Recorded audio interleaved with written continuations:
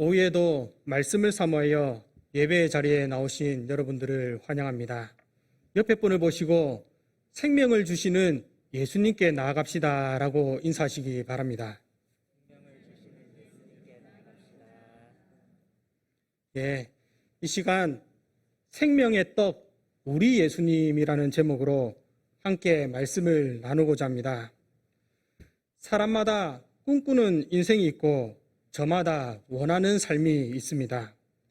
여러분들은 무엇을 원하며 무엇을 꿈꾸며 사시는지요? 현재 올림픽 경기가 계속되고 있는데 올림픽 경기를 보면 어떻습니까? 참으로 재미가 있고 경기가 막상막하일수록 마음을 졸이며 보게 됩니다. 그리고 올림픽에 출전한 선수들은 금메달을 따기 위해서 수년간 열심히 땀을 흘려가며 준비한 것과 경기에 이기기 위해서 자신의 모든 것을 쏟아붓는 모습을 볼 때 참으로 메달을 따기 위해서 많은 노력을 쏟았음이 느껴집니다. 그러면 선수들은 왜 메달을 따기 위해서 이러한 노력을 하는 것일까요? 그 이유는 메달을 따기만 하면 그에 대한 명예와 영광과 상급 등 많은 혜택이 주어지기 때문입니다. 이와 마찬가지로 올림픽 선수가 아니다 하더라도 오늘날 대부분의 사람들이 자신만의 올림픽을 뛰고 있습니다. 그래서 직장에서나 사업을 함에 있어서도 더 높은 직위에 그리고 더 많은 수익과 더 영광을 얻기 위해 노력을 합니다. 왜냐하면 사람이 살아가는데 꼭 필요한 것, 이 먹고 사는 문제를 위해서이며 모든 사람이 먹지 않고는 살 수가 없기 때문입니다. 그러나 대부분의 사람들이 단순히 먹는 문제만 해결이 되었다고 해서 만족감을 느끼지 아니하고 더 나은 것, 더 좋은 것을 먹기 위해 힘쓰며 더 나아가서는 먹는 것뿐만 아니라 자신의 육신의 만족감을 채우기 위해서 많은 것을 소유하여 합니다. 성도 여러분, 여러분들은 어떠신지요?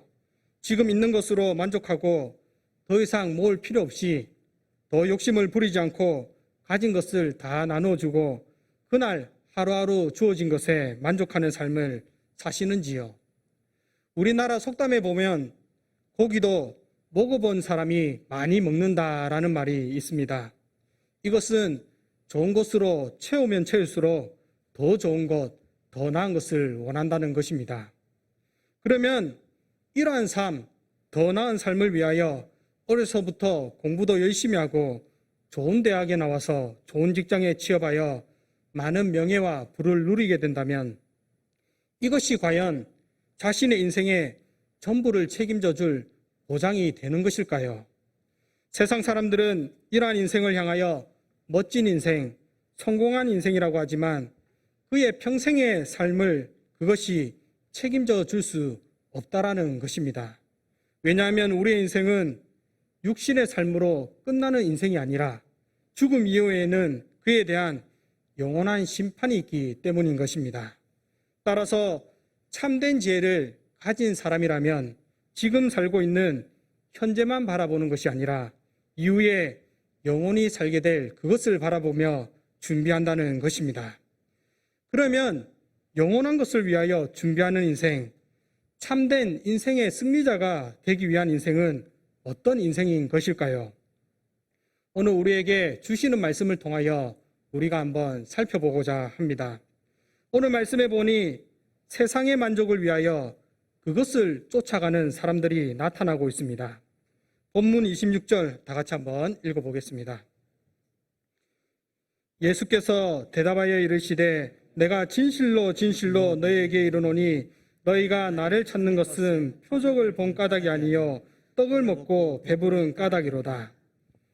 본절에 나타난 사람들은 앞서 예수님의 오병이어의 기적을 체험한 사람들로서 당시 그곳에는 배가 한 척밖에 없었는데 예수님께서는 그 배를 타지 않으시고 제자들만 배를 타고 간 것을 사람들이 눈으로 보았기에 상당수의 사람들이 예수님께서 아직 가까운 곳에 계시며 다시 오실 것을 기대하며 기다렸습니다. 그러나 이적이 일어난 곳에서 기다리다 사람들은 거기에 예수님도 제자도 없음을 확인하고서는 즉시 예수님을 찾아다녔습니다. 그래서 이들은 어제 저녁에 제자들이 배를 타고 건너편으로 가는 것을 보았기에 디베레아에서 벳세다로 들어온 작은 배들을 타고서는 예수님을 찾고자 가버나움으로 갔습니다.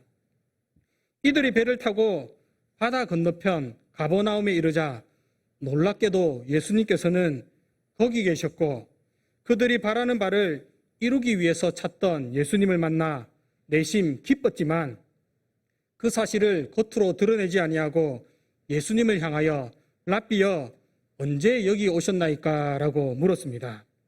여기서 랍비는 원래 율법교사를 부르는 존칭으로서 이는 히브리어에서 온 말로 나의 선생이라는 뜻입니다.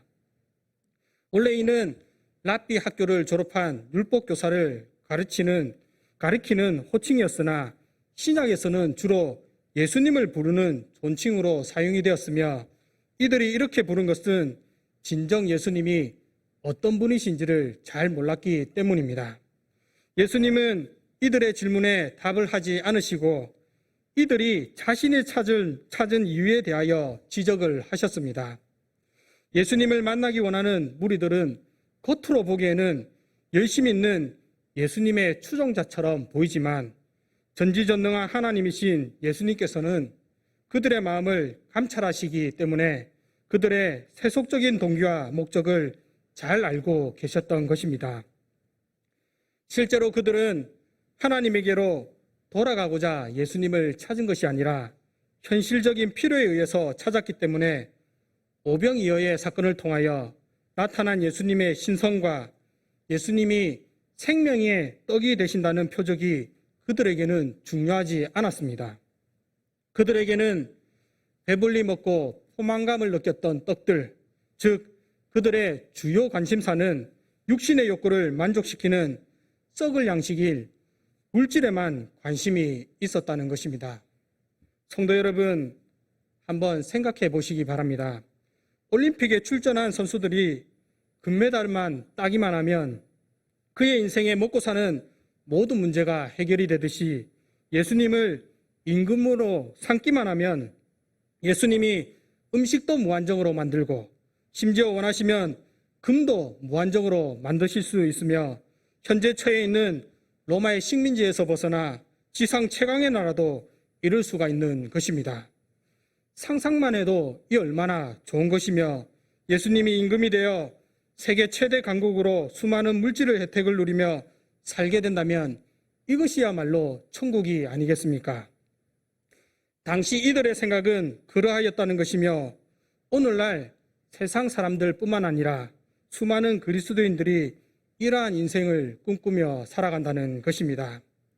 사랑하는 성도 여러분, 우리가 현실적인 생활의 문제에 모든 관심을 집중하다 보면 가장 중요한 영혼의 문제를 생각할 틈이 없을 때가 많이 있습니다.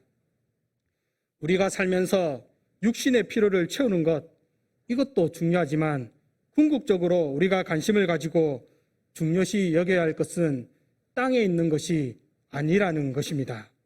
우리가 추구해야 할 인생의 목표는 세상에 있는 것이 아니기에 주님은 이들을 향하여 말씀하십니다. 표적을 보아라. 주님은 썩을 양식이 아닌 표적의 중요성을 말씀하시는데 우리가 눈여겨보아야 할 이 표적은 무엇일까요? 그것은 상징을 담은 이적, 즉 복음과 예수님 자신을 가리키는 표적으로 생명의 떡 광화의 말씀으로 그 숨겨진 의미를 잘 보여주십니다. 본문 27절 다 같이 한번 읽어보겠습니다. 시작. 썩을 양식을 위하여 일하지 말고 영생하도록 있는 양식을 위하여 하라. 이 양식은 인자가 너에게 주리니 인자는 아버지 하나님께서 인치신 자니라. 예수님께서 사람들에게 썩을 양식을 위하여 일하지 말라고 하신 것은 하나님의 나라에 대한 그들의 물질적인 개념들을 책망하신 것입니다. 우리가 우물가에 자주 와서 물 길는 수고를 하는 여인이 다시는 물 길는 수고를 하지 않도록 갈망하였듯이 이 사람들은 예수님께서 이적으로 자신들의 배를 떡으로 채워주어서 늘 배부르게 해주시기를 갈망하였던 것입니다.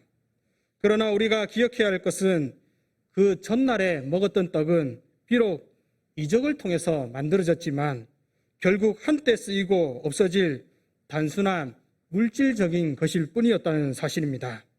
따라서 사람들은 썩어져 없어질 양식을 아니라 영생하도록 있는 양식을 추구하는데 자신들의 힘을 쏟아야만 하며 이 양식은 바로 예수님 자신으로서 예수님께서 영원히 계신다기보다는 이 양식이 영원히 있기 때문에 이 양식으로 유지되는 생명도 영원에 이르게 된다는 것입니다. 그래서 요한복음 3장 15절에는 이렇게 말씀합니다. 이는 그를 믿는 자마다 영생을 얻게 하려 하심이니라. 그러나 사람들은 예수님의 책망에도 깨닫지 못하고 예수님의 금지 명령에 오해를 하게 되는데 28절에 보면 그들이 묻되 우리가 어떻게 하여야 하나님의 일을 하오리까 라고 말씀합니다. 예수님께서 썩을 양식을 위하여 일하지 말라고 하신 말씀은 그 일의 성격이 아니라 어떤 목표가 적절한가 아닌가에 그 초점이 맞춰져 있었습니다. 따라서 이 말씀의 취지는 사람들이 어떤 새로운 일을 해야 한다는 것이 아니라 단순히 물질적인 복 개념은 추구할 가치가 없다라는 것입니다. 그런데 이들의 관심은 그 일에 초점에 맞춰져 있었으며 우리가 하나님의 일들을 하기 위해서 무엇을 해야 합니까? 라고 질문을 한 것입니다. 여기서 하나님의 일들이라는 표현은 하나님이 행하시는 일들이 아니라 하나님이 요구하시는 일들을 말하는 것으로 그 질문은 하나님이 어떤 일들을 요구하시는지를 우리에게 말해 주셔서 그러면 우리가 그 일을 행하리이다라는 것입니다. 성도 여러분, 이들의 단순 무식함은 하늘을 찌르다 못해 하늘을 뚫고 나옵니다. 그들은 영생이야말로 예수님의 관점에서 가장 중요하고 최우선적인 은사라는 사실을 전혀 깨닫지 못하였습니다. 이에 대하여 예수님께서는 하나님의 일, 즉 하나님이 요구하시는 것이 바로 믿음이라는 사실을 바로 잡아 주십니다. 본문 29절 다 같이 한번 읽어보겠습니다. 시작. 예수께서 대답하여 이르시되 하나님께서 보내신 이를 믿는 것이 하나님의 일이니라 하시니.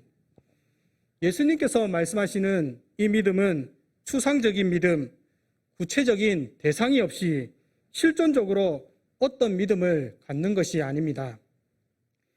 인디언의 기도를 보면 무엇을 향하여 기도하든지 간절히 원하기만 하면 그 기도가 이루어진다라는 말이 있습니다.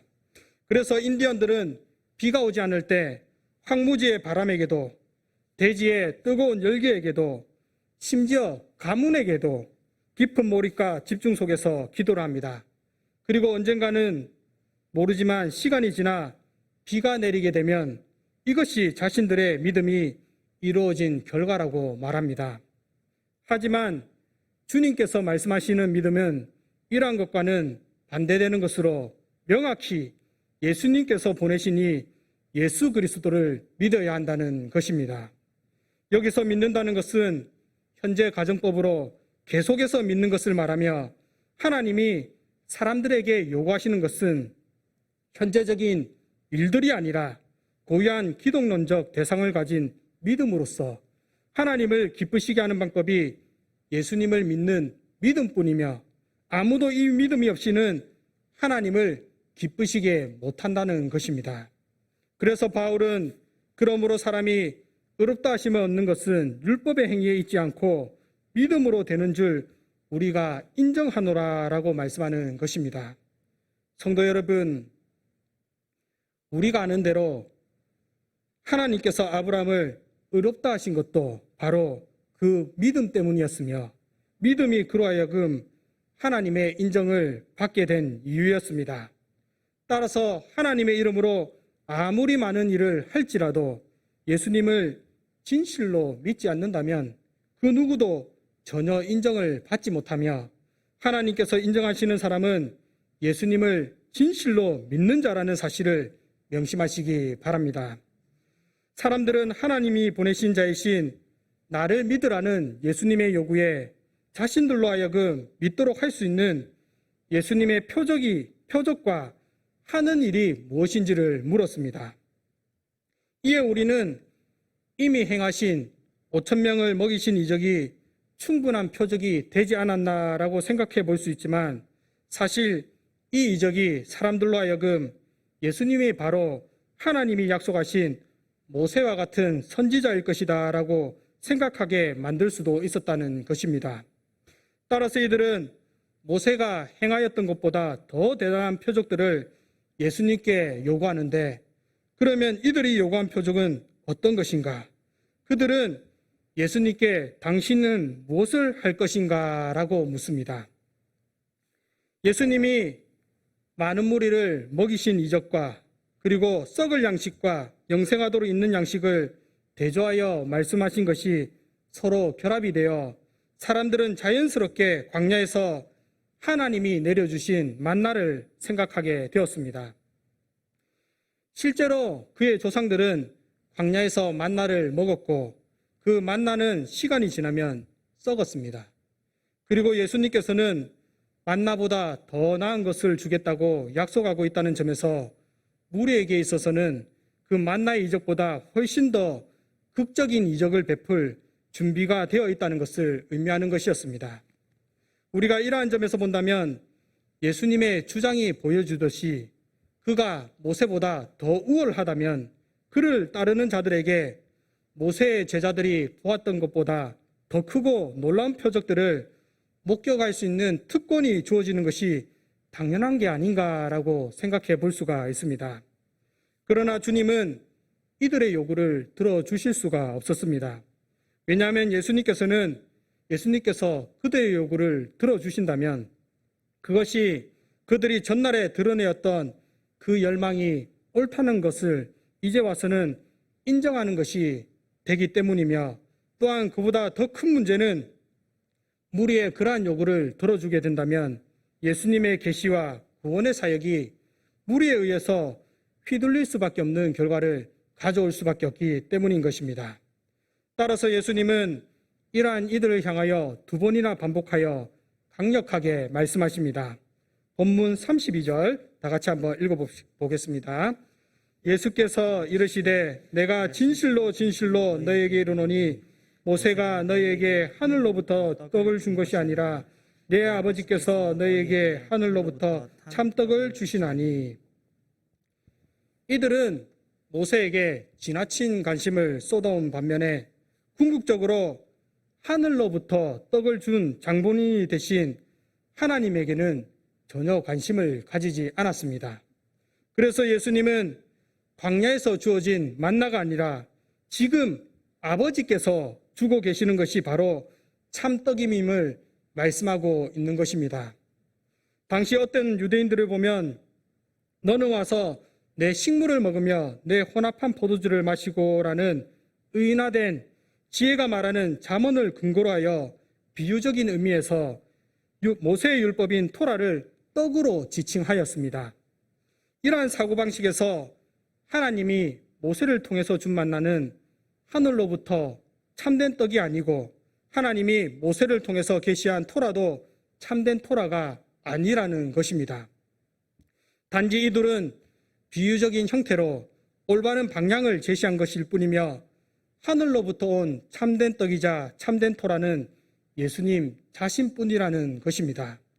그리고 이것은 만나가 하늘로부터 온 떡이 아니었다거나 토라가 사실은 하나님에 의해서 주어진 것이 아니었다는 것을 뜻하는 것이 아니라 하늘로부터 주어진 만나는 상대적으로 불완전한 것이기 때문에 시간이 지나면서 썩어 없어졌으며 그것을 먹은 사람들도 결국에는 다 죽었다는 것입니다.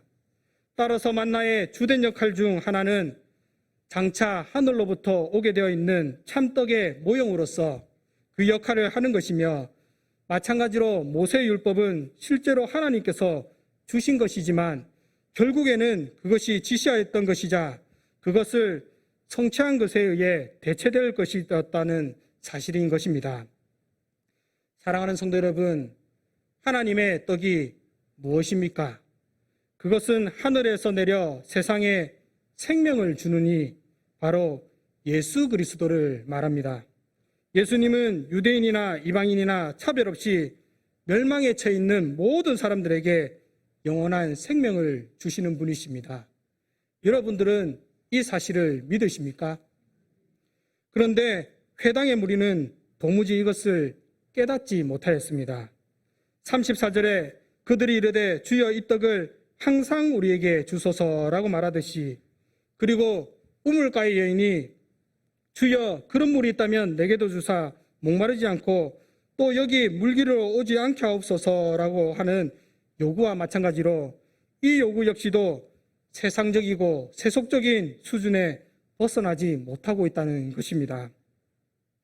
예수님은 자신을 대적하는 무리들이 본인이 하나님의 떡이라고 말한 사실에 대하여 오해하는 것을 보고서는 이제는 대놓고 직접적으로 말씀합니다. 35절 말씀 다 같이 한번 읽어보겠습니다.